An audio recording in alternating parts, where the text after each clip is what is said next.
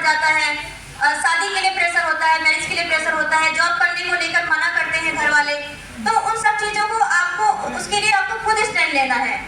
मैं खुद अगर मैं बताऊं तो मेरे जो रूट्स हैं वो झारखंड से बिलोंग करते हैं। झारखंड में गोड्डा डिस्ट्रिक्ट सुना है आप लोगों ने?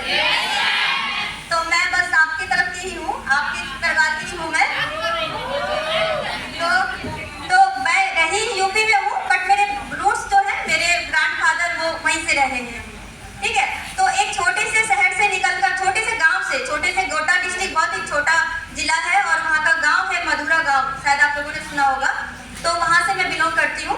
तो एक छोटे से गांव से निकलकर बाहर आना और सेम जो लड़कियों को फेस करना पड़ता है कि एजुकेशन बीच में छोड़ना है या शादी करनी है, ये सारी चीज़ें वो मैंने भी फेस की है। लेकिन मैंने अपने लिए स्टैंड लिया कि मुझे पढ़ना है और मुझे अपनी एक पहचान बनानी है और मुझे सेल्फ डिपेंडेंट बनना है। बहुत कुछ हर्डल्स आए, लेकिन वो जो बाधाएं आई, मैंने उस सबका डट के सामना किया और स्ट्रांगली मैंने अपने डिसीजन लिया कि मुझे कुछ करना है, मुझे कुछ आगे बढ़ना है।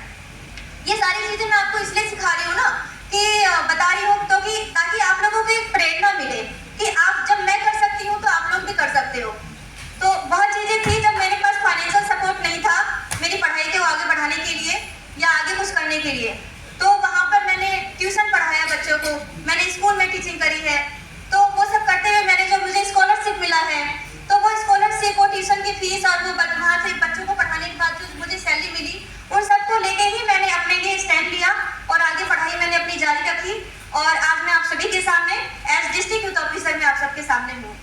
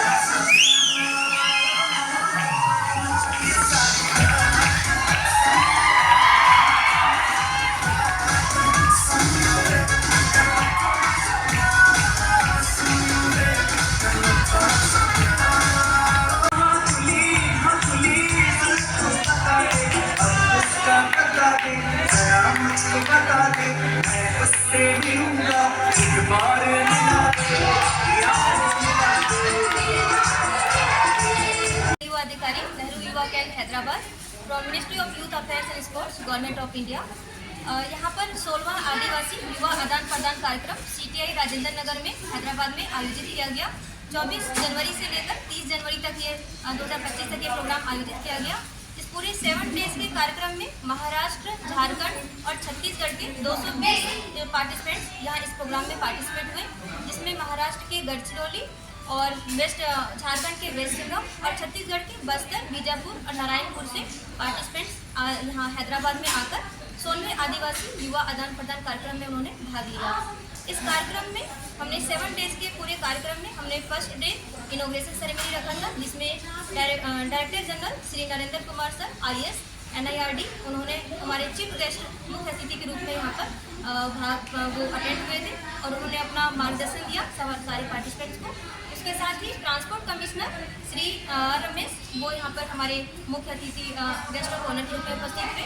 उसके बाद ये जो कार्यक्रम है उसमें हमने इन्हें कैरियर गाइडेंस, स्किल डेवलपमेंट और इनके एम्प्लॉयमेंट और साथ ही वुमेन एम्पावरमेंट और गवर्नमेंट फ्लैगशिप स्कीम इससे रिलेटेड डिफरेंट सेशन जो है देशभक्ति और राष्ट्र निर्माण के ऊपर, आज़ादी का अमृत महोत्सव और विकसित भारत @2047 के ऊपर भी हमने इन्हें सेशन दिया।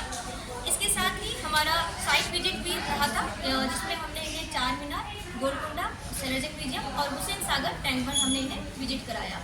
और इनके एक साइट विजिट के सेशन में हमने इन्हें CRPF कैंप चंद्रनगुटा भी विजिट कराया, जहां पर इन्हें आर्म्स डिस्प्ले दिखाया गया और जो CRPF ऑफिसर्स हैं, deputy commandant, assistant commandant, DIG, इन लोगों के साथ इन्हें इंटरेक्शन कराया गया और किस तरह से ये लोग डिफेंस में अपना करियर बना सकते हैं, उसके रिगार्डिंग भी इन्हें करियर गाइडेंस की क्लास वहाँ पे दी गई। और साथ ही इन्हें हमने NIRD विजिट कराया, NIRD राजेंद्र नगर हैदराबाद, जहाँ पर जो स्किल डेवलपमेंट से रिलेटेड जो सेशंस है, जो इंटरेक्शन है, वो इन्हें कराया गया। और इस पूरे 7 डेज़ के कार्यक्रम में एक हमारा डिक्लेमेशन कॉन्टेस्ट था, वाद विवाद प्रतियोगिता, जिसमें हमने इन सभी पार्टिसिपेंट्स को मौका दिया कि उनके जो विचार हैं, उनके जो आइडियाज़ और व्यूज़ हैं देशभक्ति और राष्ट्र निर्माण के ऊपर, वो यहाँ पर रखें। और उसमें जो विनर्स हैं उन्हें हमने कैश प्राइज भी देकर सम्मानित किया।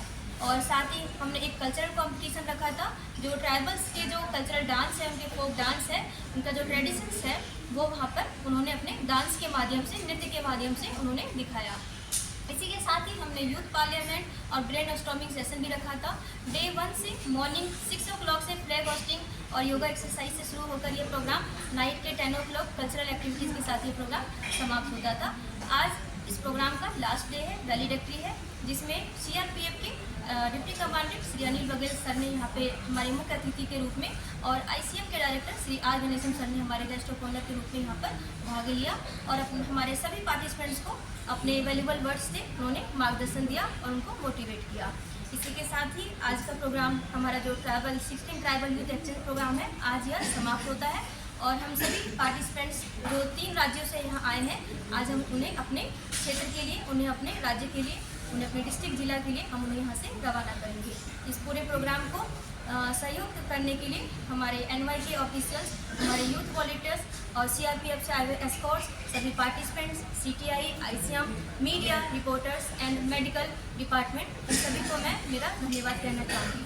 और नए यूथ के लिए, युवाओं की युवाओं को मैं ये मैसेज देना चाहती हूँ कि हमारी गवर्नमेंट जो है युवाओं के विकास के लिए बेहतर कदम जो है वो लाती है। वो हर तरह की डिफरेंट जो है स्कीम्स जो है, प्रोग्राम जो है लॉन्च करते हैं। युवाओं को ज़रूरी है कि वो जागरूक हो और किस तरह की सुविधाएं गवर्नमेंट दे रही है। जैसे हमारे ट्राइबल यूथ के लिए उन्होंने बहुत सारी स्कीम्स लाए हैं और उनको कैरियर गाइडेंस से रिगार्डिंग और स्किल डेवलपमेंट के रिगार्डिंग भी उनको बहुत सारी जो है सुविधाएं देती है।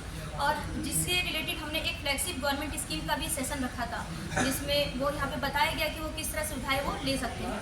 तो युवाओं को मेरा यही संदेश है कि वो इन सब चीज़ से अवेयर रहें, वो अपने आप को अलर्ट रखें कि किस तरह से अपना कैरियर डेवलपमेंट कर सकते हैं, स्किल डेवलपमेंट कर सकते हैं, पर्सनैलिटी डेवलपमेंट कर सकते हैं।